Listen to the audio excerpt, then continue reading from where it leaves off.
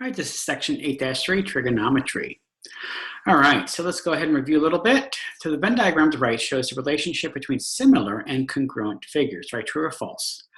All right, are all similar figures congruent figures? That is false. Are all congruent figures similar figures? That's true. Some similar figures are also congruent figures. That's true. All right, circular postulate theorem you can use to verify the triangles at the right are similar. So notice we have two angles that are the same, therefore we can use the angle-angle similarity postulate. All right, ratio. All right, so ratio is a rational. A ratio is a comparison of two quantities by division. So if there are 6 triangles and 5 squares, the ratio of triangles to squares is 6 to 5. Or conversely, the ratio of squares to triangles is 5 to 6. All right, so circle the ratio of the length of the longer leg to the length of the shorter leg. Well, that would be 12 to 5. Ratio of the shorter leg to the length of the hypotenuse should be 5 to 13. And the length of the longer leg to the length of the hypotenuse is 12 to 13. All right, so some definitions here. So the sine of A is equal to the length of the opposite side of A to the length of the hypotenuse, which is A over C. For the cosine, it's the length of the adjacent side over the length of the hypotenuse, which is B to C. And for tangent is going to be the length of the opposite side to the adjacent, which is going to be A over B. Okay, so what if we switch it? These are all for A. What if I wanted to do for B? So for sine of B is going to be opposite of B over the hypotenuse, which is going to be B to C. For cosine of B, it's going to be the adjacent of B over hypotenuse, which is A to C. And for tangent, it's going to be the opposite of B over the adjacent of B, which is going to be B to A. So suppose ABC is a right isosceles triangle. What would be the tangent of B equal to? Well, it would be equal to 1. Okay. The legs would be the same.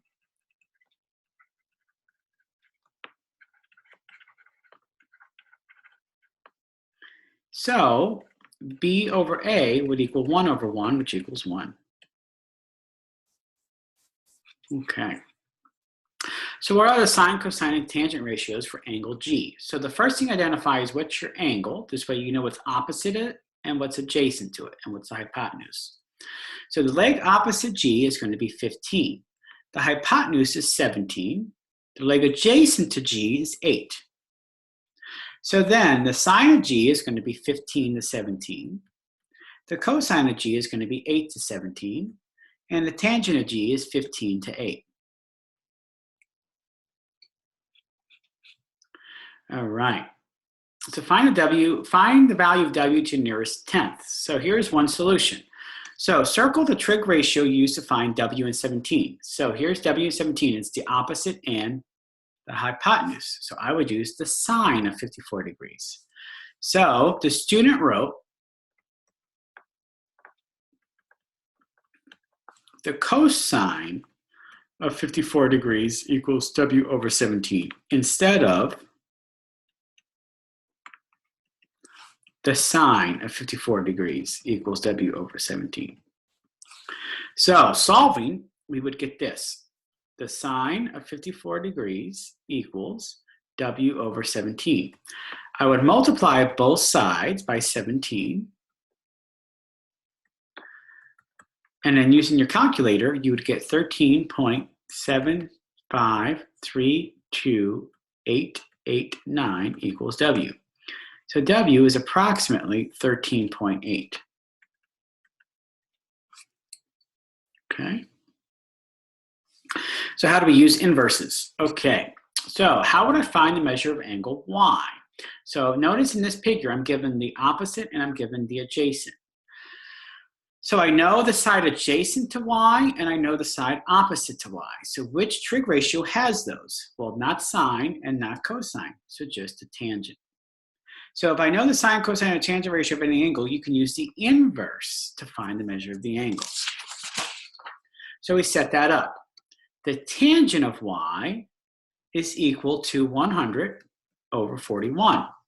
We use the inverse of the tangent. So tangent to the negative 1 equals 100 over 41. Now we use the calculator and we get Y equals 67.70637 0.084. So to the nearest degree, we know the measure of angle y is about 68 degrees. Okay. So a student states that the sine of A is greater than the sine of X because the lengths of the sides of the triangle ABC are greater than the lengths of the sides of the triangle XYZ. What's the student's error? All right, so triangles ABC and XYZ are similar. So that means A and X are congruent. So the sine of 35 degrees is equal to the sine of 35 degrees.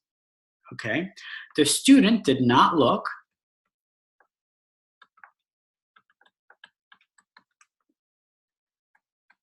at the measures of angle A and angle X. Congruent angles have equal sine measures.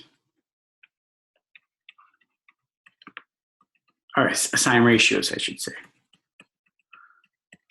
All right, and there we go, end of that section.